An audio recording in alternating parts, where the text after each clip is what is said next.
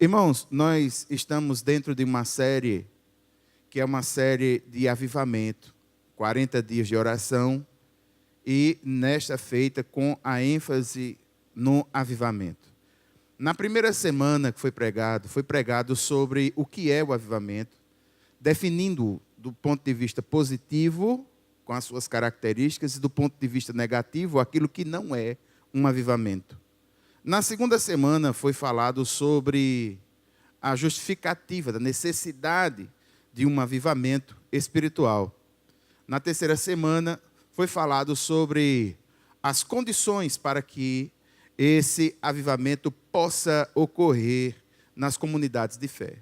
Hoje nós estamos na quarta semana e nós, nessa semana, nos pequenos grupos, no culto no domingo pela manhã, hoje à tarde e à noite, nós vamos estar vendo sobre os impeditivos ao avivamento, coisas que podem surgir e no contexto do avivamento, ou na busca do avivamento, atrapalhar aquele que em seu coração intenta encaminhar num avivamento do Senhor. Eu gostaria de, neste sentido, lembrar aos irmãos, eu particularmente identifico como uma das melhores figuras de linguagem, um dos melhores imagéticos, para que nós possamos identificar a nossa caminhada cristã, é a ideia da caminhada e a ideia do caminho mesmo.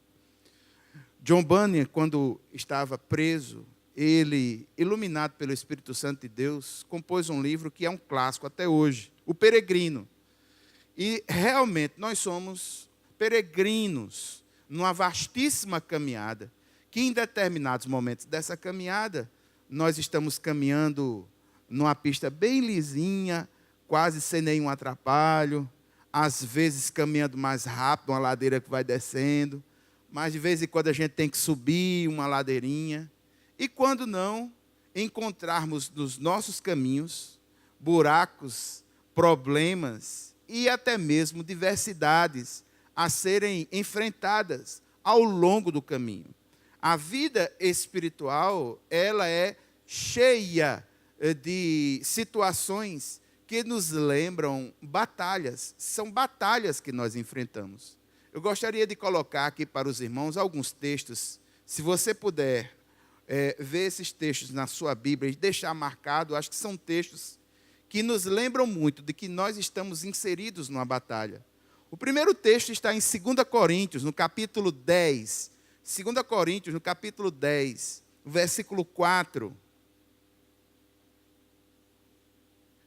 O texto diz: as armas com as quais lutamos não são humanas, ao contrário, são poderosas em Deus para destruir fortalezas.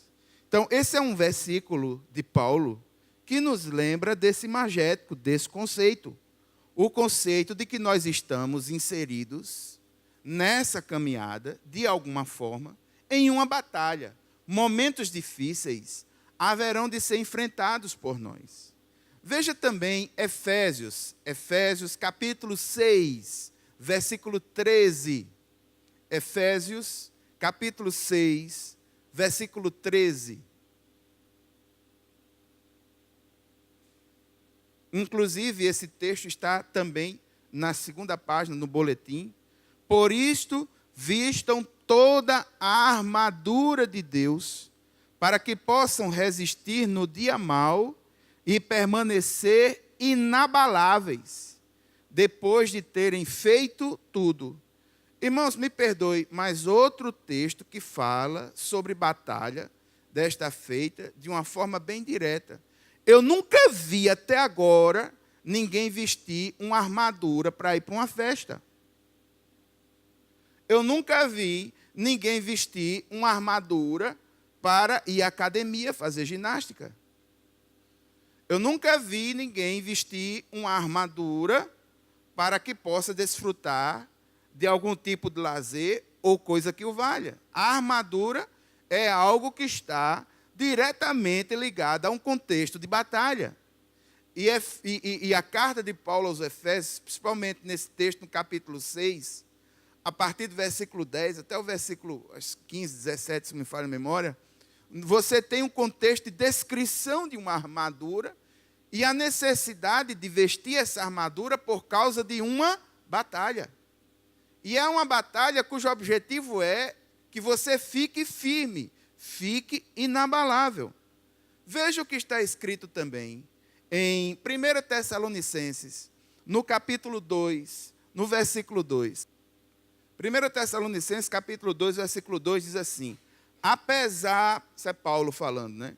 Apesar de termos sido maltratados e insultados em Filipos, como vocês sabem, com a ajuda de nosso Deus, tivemos coragem de anunciar o Evangelho de Deus a vocês em meio a muita luta.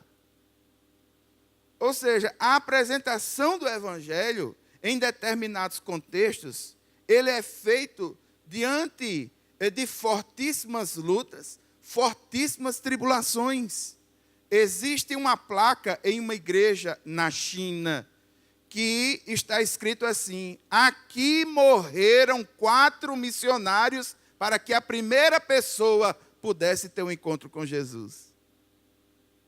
É porque o trabalho que eles tinham não era um trabalho eficaz? Não.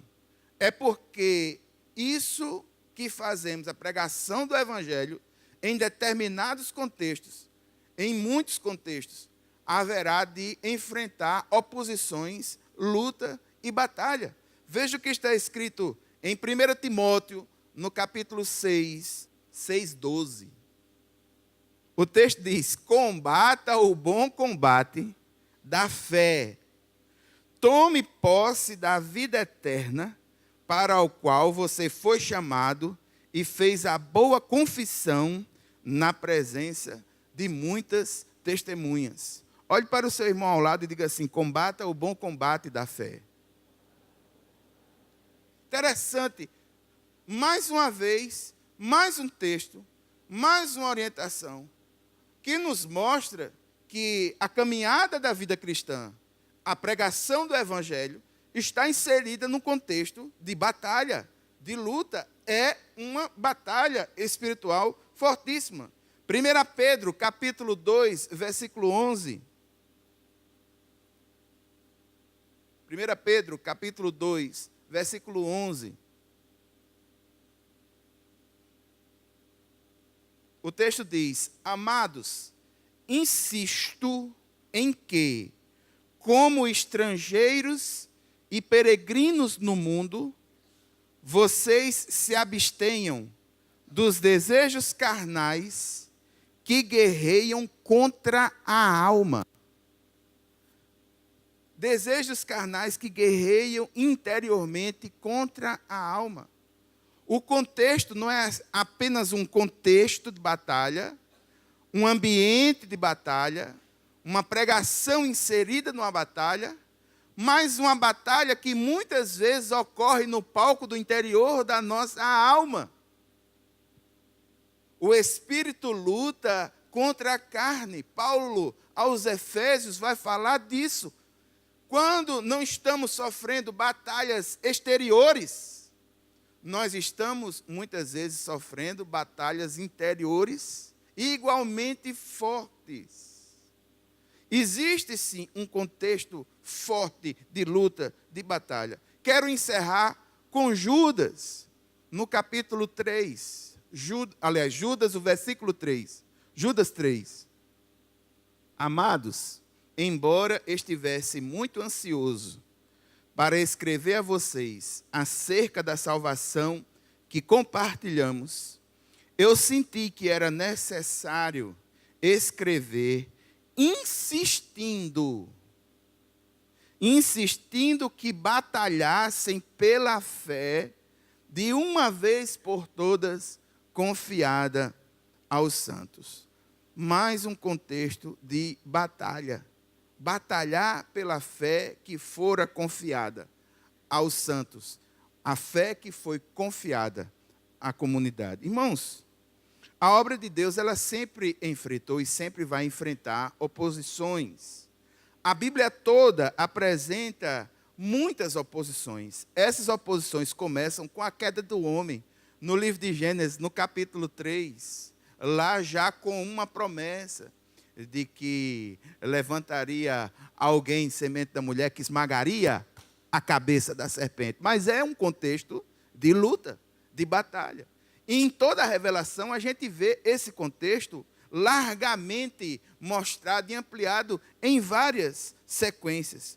Começa com o diabo em Gênesis, tentando impedir líderes, reis, tentando impedir o desenvolvimento da obra de Deus.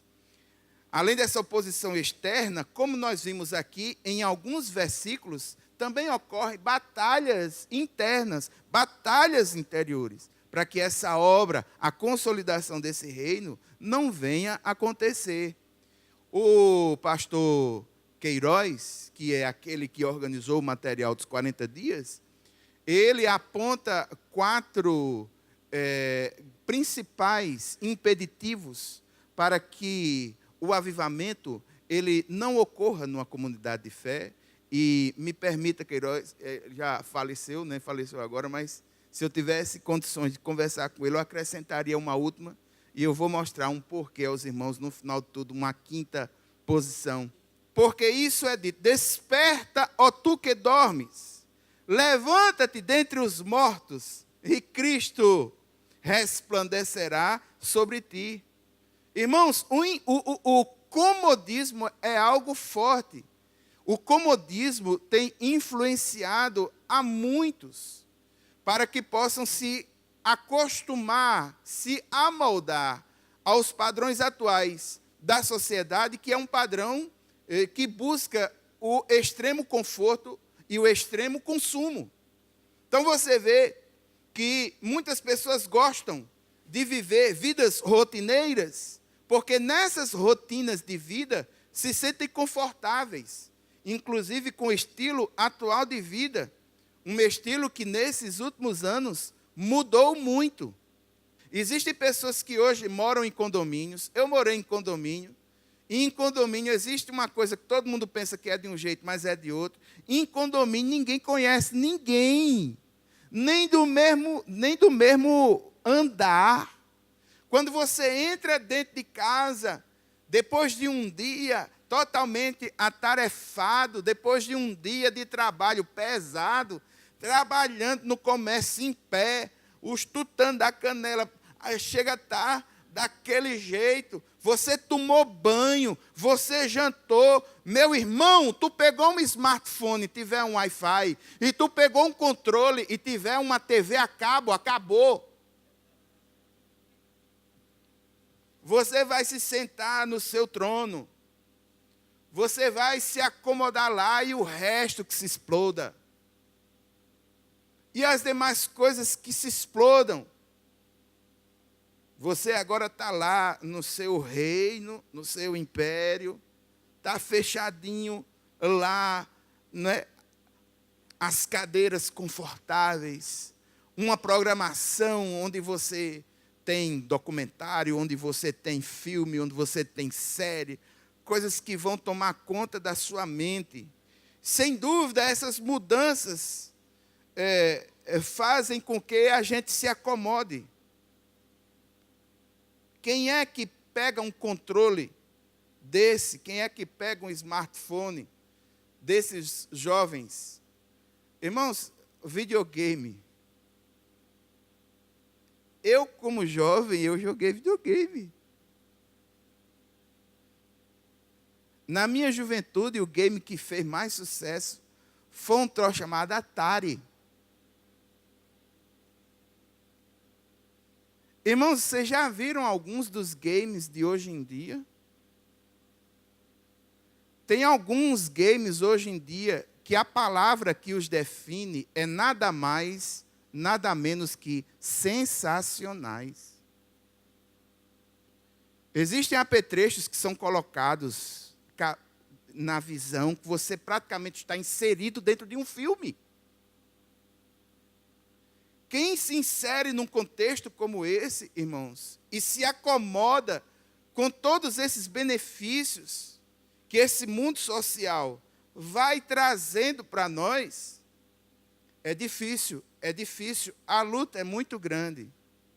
Uma pessoa que vive esse tipo de benefício, largar todos esses confortos para ler a Bíblia, não tem figurinha a Bíblia. A letra é bem pequenininha. Às vezes com coisas profundas, coisas que você tem que pensar, meditar, orar. É uma luta muito grande. Sair de uma zona de conforto para se ajoelhar no quarto, orar buscando intimidade com Deus, isso é muito difícil, irmãos. É uma luta muito grande. Sabe o que é que acontece com muitos de nós? A gente está com a alma tão cheia, tão carregada de imagéticos e informações, que de forma direta no nosso consciente, indireta no subconsciente, no pré-consciente, entram na nossa alma, que muitas vezes, quando nós nos ajoelhamos para orar, quando a gente se conscientiza dessa necessidade, ao se ajoelhar, a gente começa a lembrar e pensar em outras coisas, que não tem nada a ver com aquele contexto, que não tem nada a ver com a presença do Senhor. Quantas vezes isso aconteceu comigo? Quantas vezes deve ter acontecido com você? É uma luta, irmãos, muito grande, é uma batalha muito grande. Essa batalha nos faz entrar nas nossas rotinas numa zona de conforto. E sair dessa zona de conforto para buscar intimidade com Deus é algo muito forte. E eu posso dizer com todas as letras, nós precisamos da ajuda do Senhor para romper essa primeira barreira. A segunda barreira que é colocada é a barreira do tradicionalismo. Ele vai citar um texto no livro de Marcos, no capítulo 7, dos versículos 6 a 9. O texto diz assim: ele respondeu, bem profetizou Isaías acerca de vocês, hipócritas, como está escrito, este povo me honra com os lábios, mas o seu coração está longe de mim. Em vão me adoram, seus ensinamentos não passam de regras ensinadas por homens. Vocês negligenciam os mandamentos de Deus e se apegam às tradições dos homens.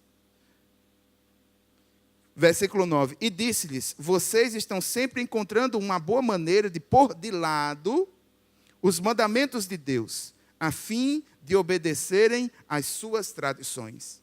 Paulo, em Colossenses, no capítulo 2, versículo 8, ele vai dizer, tenham cuidado para que ninguém os escravize a filosofias vãs e enganosas que se fundamentam nas tradições humanas e nos princípios elementares desse mundo. Todos nós, irmãos, temos algum tipo de tradição.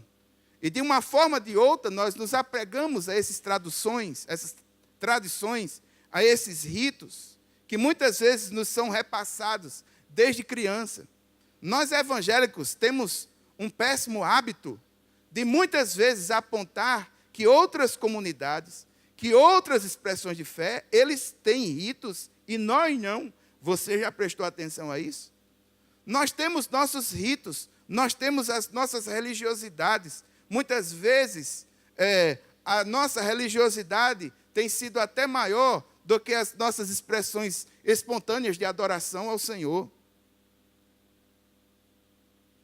O autor viveu uma coisa que muitos de nós podem viver hoje em dia. Eu já vivi isso também.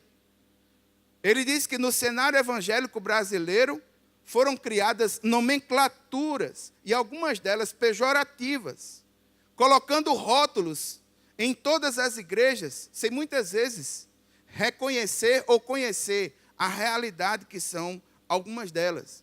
Alguns desses rótulos trazem jeitões de ser.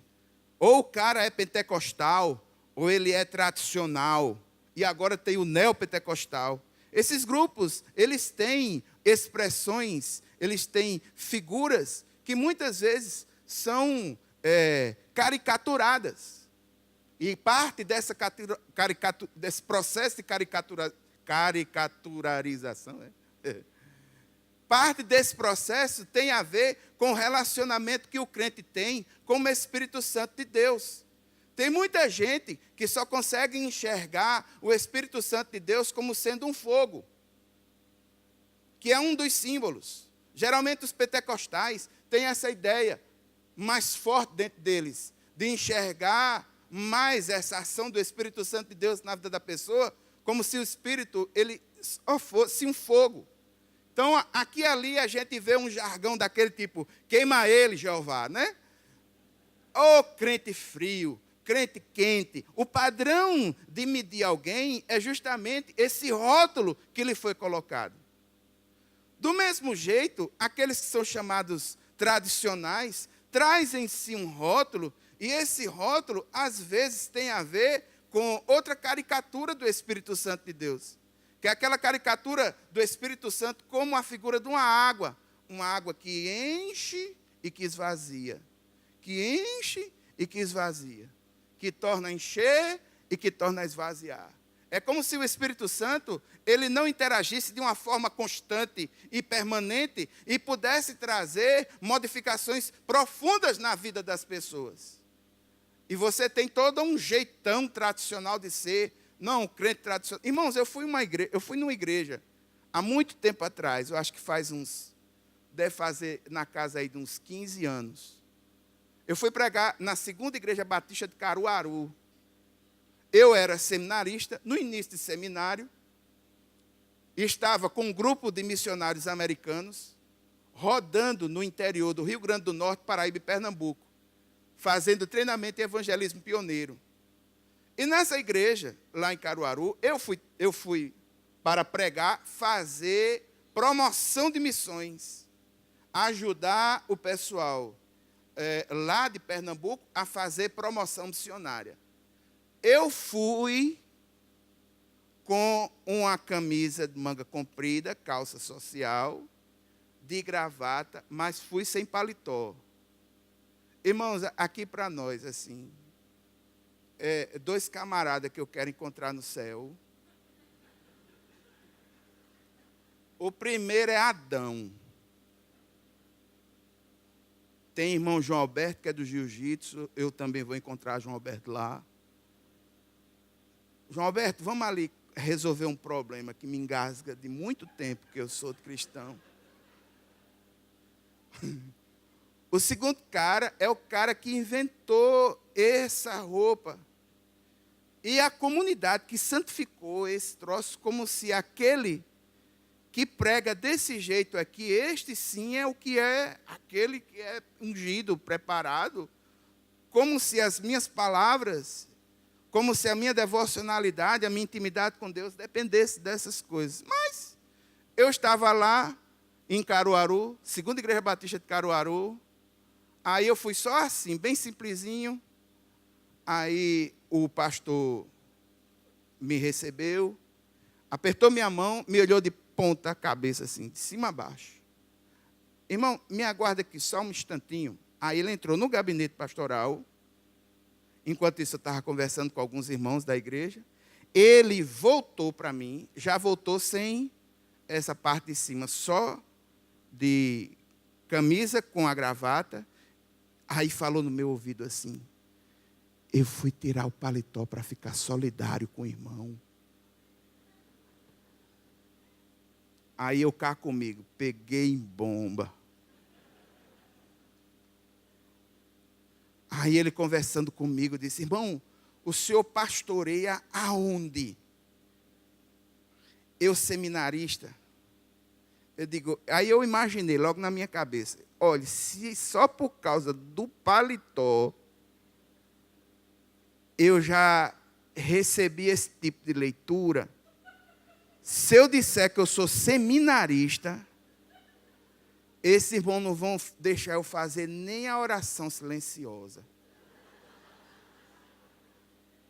Aí eu disse, irmão, eu estou no seminário ainda, mas a gente está atuando aí, irmão, está bem, tudo bem. Aí ele foi me falar sobre a igreja. Ele falou sobre a igreja. Quando eu tive assim um relance da igreja, irmãos, só tinha crianças e pessoas bem velhas. Aí eu fiz a leitura social bem ligeirinho.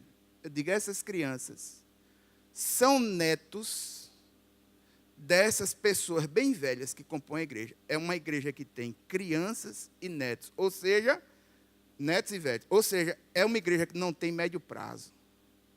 Daqui a médio prazo, essa igreja, ela vai se acabar. Aí eu fiz aquela pergunta, irmãos, eu estou sentindo falta da juventude. Cadê os jovens da igreja? Ah, o irmão disse para mim, não, os jovens, essa semana nós tivemos um problema seríssimo. Os jovens não querem obedecer a palavra de Deus. Nós colocamos todos eles em disciplina.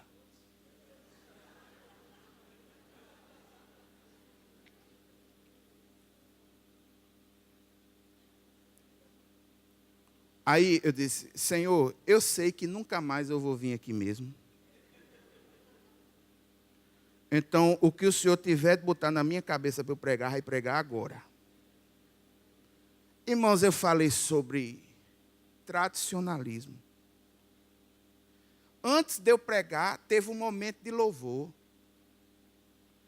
7 hinos do cantor cristão a capela. Nada contra o cantor cristão, eu gosto muito do cantor cristão. Mas enfrentar 7 hinos na capela é demais, não é não?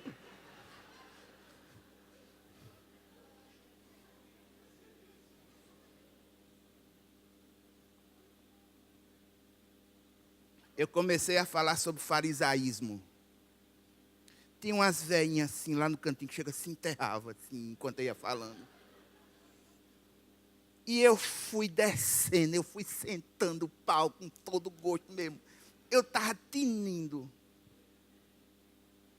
Quando terminou o culto, o pastor me chamou para a bênção apostólica. Eu, seminarista dando bênção apostólica. Eu disse, meu Deus, o que é que eu faço? Aí entrou a tradução em mim. Por quê? Porque a gente é ensinado que só pastor é quem dá bênção apostólica. E agora, o que é que eu faço, meu Deus? Eu nunca dei bênção apostólica. Aí me deu um piripaque na hora assim. Aí eu disse, irmão, vamos nós dois. Eu faço a bênção arônica e o irmão faz a bênção paulina, né, lá de 2 Coríntios. Aí eu fiz a arônica, que era a que eu tinha decorado. Nunca tinha treinado a outra. Aí ele foi e fez a bênção de Paulo, né? A graça, tal. E terminou o culto. Irmão, no que terminou o culto, o pastor apertou a minha mão, ele fugiu. Ele destinou que um diácono da igreja me fosse levar no hotel onde eu estava hospedado. Nem falar para se despedir, ele falou.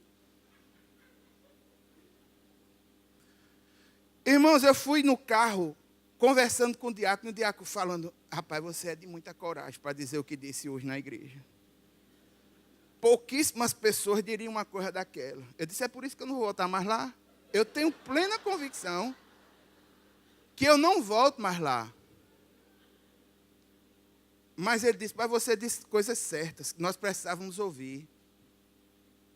Você disse coisas que nós precisávamos ouvir. A gente está tratando as pessoas sem misericórdia alguma. A nossa ortodoxia tem sido ultralegalista. E logo na esquina, meu irmão, uma igreja internacional da graça, o louvor, daquele bem. Eu digo, olha os jovens da tua igreja, onde é que estão? Então é lá. A visão tradicional, a visão legalista, aquilo que engessa, os rótulos que são feitos. Pessoas que já chegaram para mim e disseram assim, ei, me diga uma coisa, você é do fogo, é do reteté? Ou você é tradicionalista, é o batistão? A resposta que eu dou é a seguinte, irmãos. Se ser do fogo é entender que os dons do Espírito Santo são para a igreja hoje e que o Espírito Santo usa e capacita a quem Ele quer, eu sou do reteté. Agora, se ser do reteté é fazer meninice antibíblica, se ser do reteté é viver apenas de experiências, desprezando os ensinos bíblicos, se ser do reteté é empurrar à força avivamentos que muitas vezes a igreja não está preparada, se ser do reteté é falar em nome de Deus, sem ser Deus que está falando, então pode me excluir daí, que eu não sou do reteté, não. Você é batistão? Irmãos, se ser batistão é observar os preceitos da palavra com equilíbrio. Se ser batistão é ter bom senso e buscar a graça e o conhecimento de forma equilibrada. Se ser batistão é entender que o evangelho é muito maior do que as culturas, que o evangelho é libertação e é poder de Deus, eu sou batistão. Agora, se ser batistão é você ter uma liturgia amarrada, engessada. Se ser batistão é você ter um coração preso à forma, onde você não pode ser expansivo, onde você não pode levantar as mãos e glorificar o Senhor. Se ser batistão é não reconhecer a ação do Espírito Santo de Deus na vida da pessoa e na vida das igrejas, eu não sou batistão, não. Irmãos, eu não quero, e eu aconselho aos irmãos, que não vivam buscando esses rótulos. O maior rótulo, eu acho que a maior forma, já nos foi dada. Nós somos filhos de Deus. E nós precisamos gozar dessa liberdade como filhos de Deus. Esses rótulos são pejorativos. Esses rótulos são danosos à nossa vida. Não permita que, por causa das suas tradições, você deixe de experimentar a grande bênção de se aprofundar numa vida em Cristo. O que importa é que você fique firme nas doutrinas da palavra de Deus e seja cheio do Espírito Santo. Terceira coisa que pode nos impedir, aí é sério e é verdade, o diabo. Você pode ter certeza que o diabo, ele não quer ver você avivado. Ele quer ver você triste. Ele quer ver você desviado. Ele quer ver você derrotado. Ele quer ver você morto. A função dele é essa.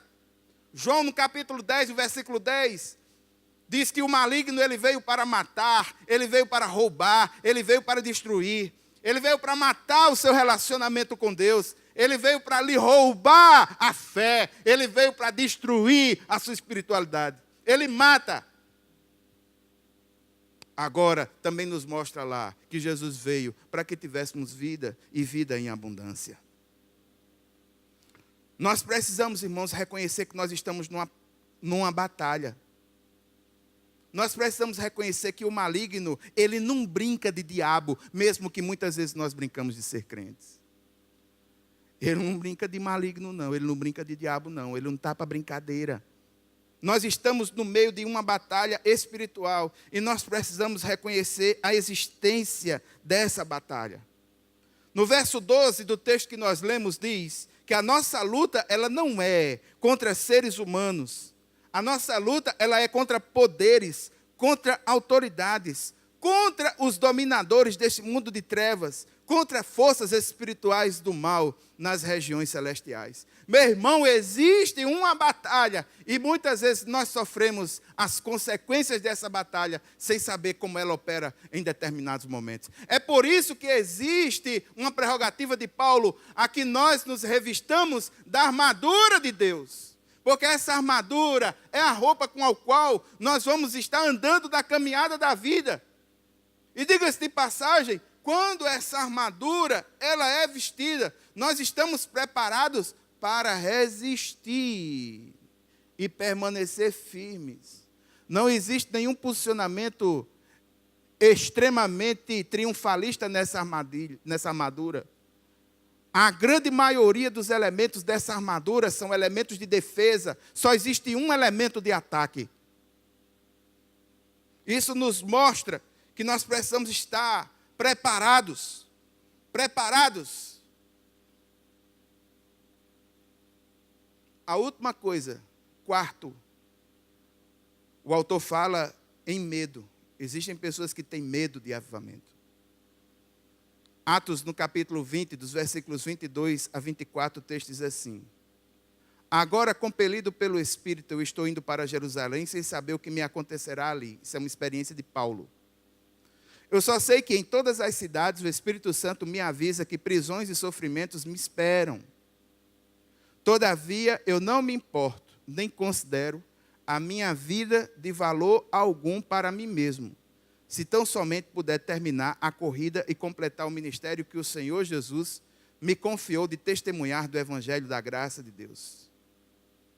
A pessoa que anda com Deus, ela tem segurança. Deus não permite uma prova maior do que o que ela pode suportar. Você crê nisso? Deus está no controle de todas as coisas. Nós não precisamos ter medo. Nesse texto que eu li, de Atos 20, de 22 a 24, Paulo está afirmando o que ele não sabe, o que vai acontecer com ele quando ele chegar em Jerusalém. Ele sabe certamente que haverá prisões, sofrimento para ele. Mas mesmo assim, ele foi para Jerusalém, sabendo que haveria de encontrar prisões e sofrimento. Uma pergunta simples. Você faria o mesmo que Paulo?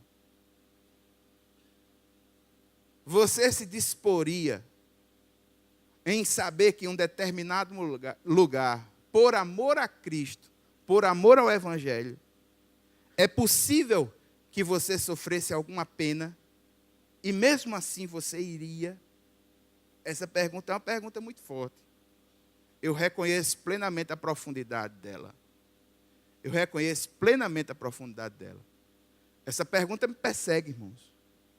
Eu falei em 4 coisas: comodismo, tradicionalismo, os rótulos. Eu falei sobre o diabo.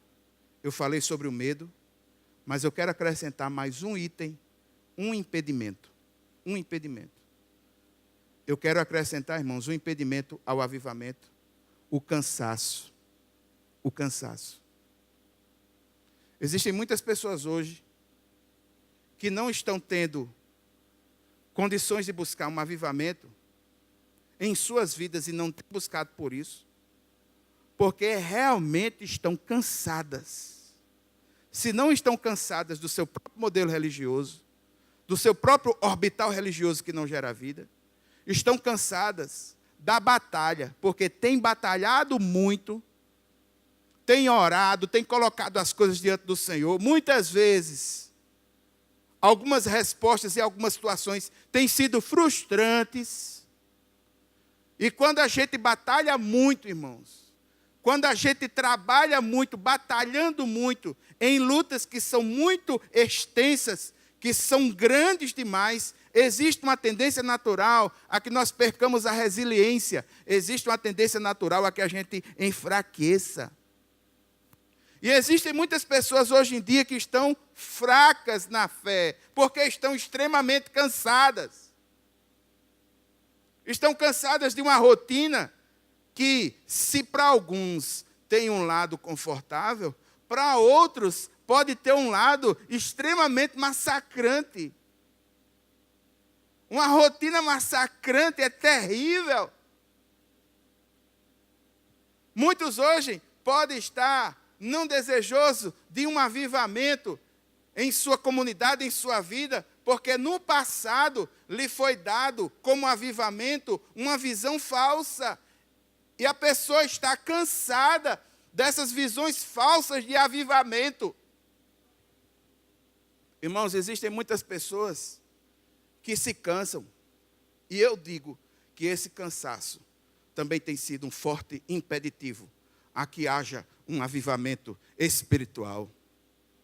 Avivamento que deveria começar nos ciclos vocacionais, nos estudos confessionais. Um avivamento que deveria começar a partir de nós, em nós, e que o Espírito de Deus trabalhe em nossos corações. Eu não sei qual desses motivos tem tocado mais a você. É possível que você tenha sido tocado pelo comodismo. Comodismo, o mesmismo, do mesmo jeito, a mesma coisa. Vai e volta. Não sente nada, não vive nada, não se desenvolve nada, não faz nada. Dentro do orbital da sua própria zona de conforto.